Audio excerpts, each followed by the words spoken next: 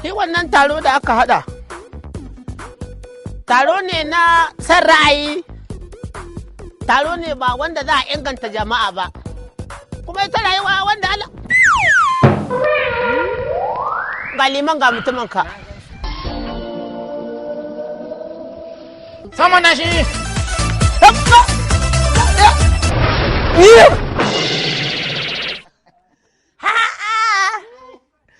Wale liman arama.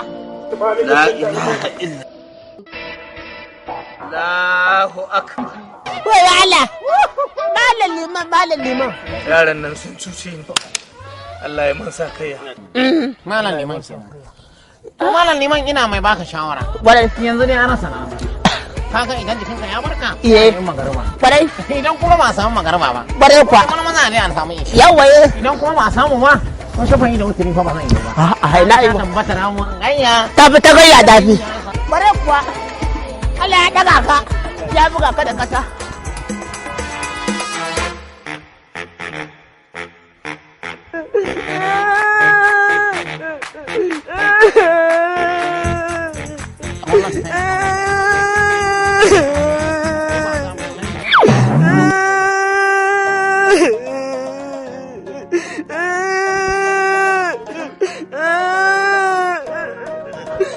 Asiya iyayen kauna. Ke gaba ɗaya kullum rayuwar ki kuka, gaba ɗaya hawayen ki ya kare? Na ruwanka.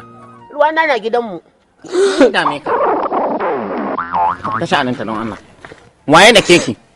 Me aka yi miki? Waye ya taɓa min ke a garin nan? Wani ne ko ɗabin mari ya dage ni. Mari? Don Allah. Kana wuce gona da iri.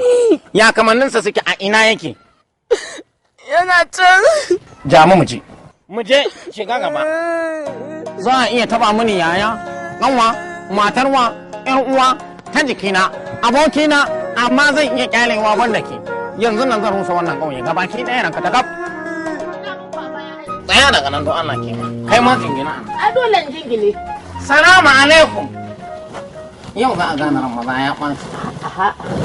Ai mu ba yau in kai mutunci kai kanka. Ni da kai hanya dai hayata.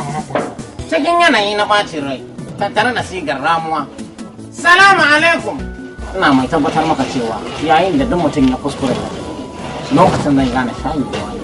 Salamu alaikum. An yau din nan ina mai tabbatar maka sai na ga abin da ya tura wa kuskure na ɗi. Salamu alaikum. Ya ake. Masha Allah. Yaka. Me taimaka? Kai waye san ka wa ka sani wa ka kira wa yake kiran sunanka? Ne? Da za ka tashi ka yanka mata ma ya ƙara wanke kare. Za ka gane mai kai mana. Ko kira ma. Ba shi ba ne baba. To waye? Ga shi da. Wa kai.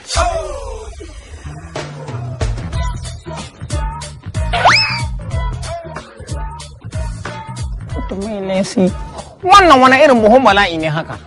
Yau nake ganin ta kaina wai kishi ya tara rana ɗaya. Idan mutumin nan zan yi adalci cikin yadda muka zo wurin nan. Mun zo da nasiha da kuma neman sassauci ka daina ɗora hannunka a ido. Yayin duk da adalci ya yawanci a cikin al'umma. To za ka ga idan aka wa mutum abu to gaskiya sai yake faɗa. Idan zai faɗi gaskiya ni ban ɗauke shi ba. Sai ne a kira ni da na yi masa nasiha. Idan kuma zai mun rashin adalci sai ya ce na doke shi. Ko kuma sai ku yi adalci sai ku ce ya rama. Idan kuka rama ina kanta ɗan sanda ba ina. Ye? An yafe muni? An yafe muni in tafi kenan. Ba muna ji daga ciki kamare shi ba?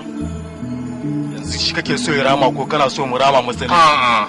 Kai da ban mara ba yaushe za ka rama. Bar wanda aka yi wa ya rama. Kai ka zama makunshin gishiri ɗan uwa. Rama abinka. Ya dai rama, shi kaɗai ne dama yana kusa ya riƙe shi. Allah ya hutu zuciyarku.